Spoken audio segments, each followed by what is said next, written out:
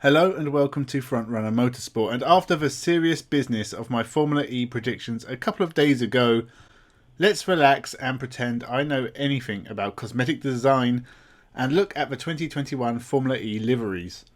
We did this last year and there were a lot of black and white business-like cars, so hopefully this year the teams hire someone with a bit of flair and add some colour. We will be going worst to best, so with that said, remember to subscribe, leave your favourite car in the comments and sit back, relax and let's begin.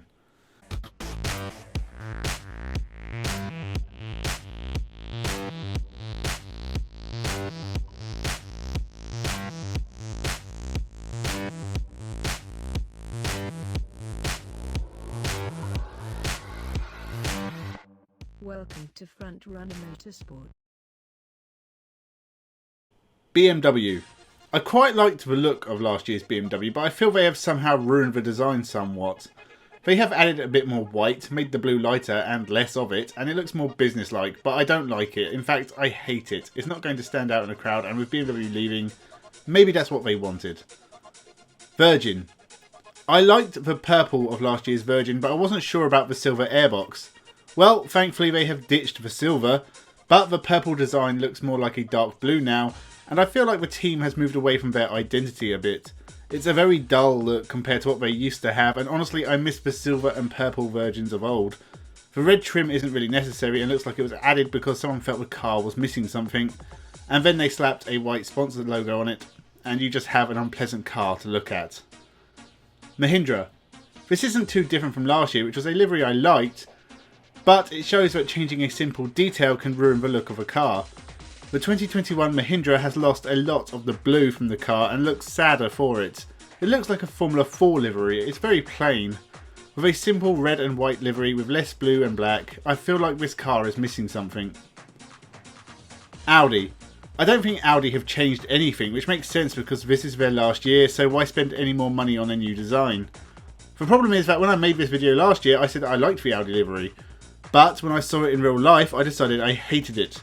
The stripes look cool in the promotional pictures that launched the season, but didn't translate to looking good on TV. And as they haven't done anything to it, it's moving down the list because frankly it looks silly, and I miss the yellow livery of the early Audi years. Neo. Just in case you missed what I thought of last year's Neo livery. Dude, are you okay? And it made sense for the worst car on the grid to also be the ugliest. That shade of bluey green was almost repulsive to look at, and I was glad that they rarely ventured further up the field because it meant you never saw them on TV.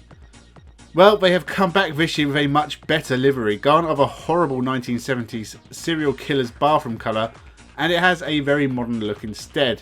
The horrible shade of green is still there, but it's hidden behind some added black elements with blue lines streaked along it. They're still pretty low on the list, but it's a massive step up from last year. Hopefully it makes the car go faster, otherwise we won't get to see it on TV anyway. Nissan. Apparently, last year's design was meant to resemble a kimono. I didn't know that, but I thought it looked a bit boring to be honest. Well, this year doesn't look too different, but it does look a bit neater, especially from the side, and I like the red stripe that goes all the way along the car. The kimono idea is an interesting one, as it represents something from Nissan's home country of Japan. I just wish they used lighter colours so it stood out a little bit more. A lot of cars are black, grey and red. If Nissan just had a bit more imagination with their colours, this would trouble the top of the list. Mercedes. Mercedes never take big risks with their liveries.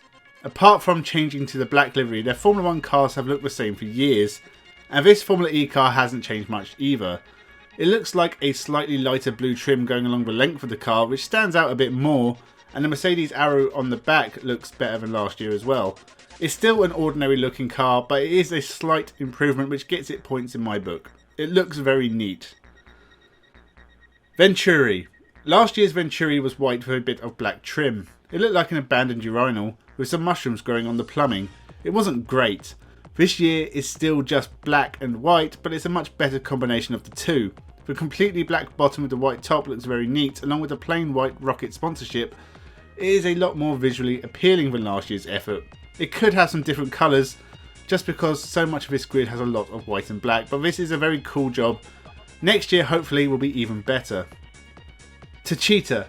I still like the black and gold look, and as they are still champions, it still fits. But every year the gold seems to be sucked off into the void.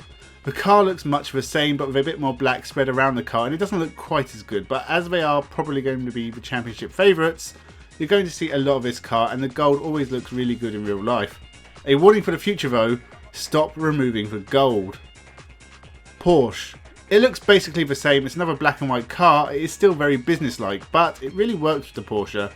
They haven't made big changes, just fiddled with the design slightly. A bit more black here, a bit less red there, and it looks really good. It looks very professional and striking. I think I rated it harshly last year just because I had already seen so many similar cars. But I think Porsche should be given props for a very nice, neat design. I'm not even sure how they could improve it. Jaguar. This is a great looking car. I always like the Jaguar livery. It's a very good mix of colours. They have reduced the amount of green on the car from last year and it looks a lot better for it. And the Panasonic sponsorship is gone and been replaced by a nice clear Jaguar on the side, instead of having both on the pod. The green moving down the car into a dot pattern at the back looks good, finished off with the actual Jaguar pouncing on the airbox, and you have a very nice design. I would describe this car as very toyetic. I'd have loved this livery when I was a kid.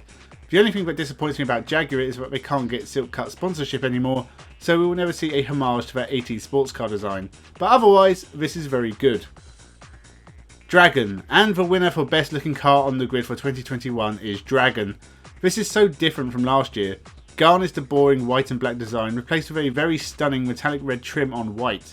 It still has a kind of X pattern over the car, but the choice of red is so good. It looks similar to the Alfa Romeo of Formula 1, but this is even better than that. This isn't just the best livery design of 2021, this might be the best Formula E livery ever. Of all the cars on this grid, this is the one I'd buy a poster of and put it on the wall, proudly displayed for everyone to see, and shun me for being a sad old bastard. So that is my review of the liveries of the 2021 Formula E Championship. Do you agree with my excellent knowledge of design, or do you have a different taste when it comes to racing liveries? Leave your comments down below. Remember to subscribe for more, like the video, share it, comment, enjoy the Formula E, and have a good one.